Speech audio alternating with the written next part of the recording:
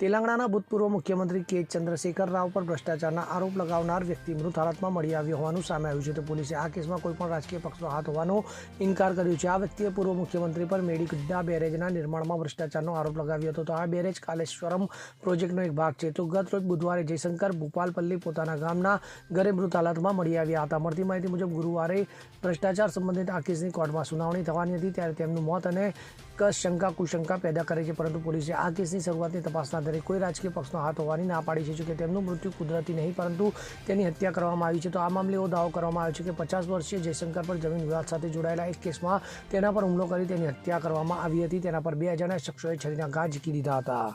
Bureau report CN24 news. હવે જુઓ દેશ દુનિયાની તમામ ખબરો તમારી આંગળીના ટેરવે.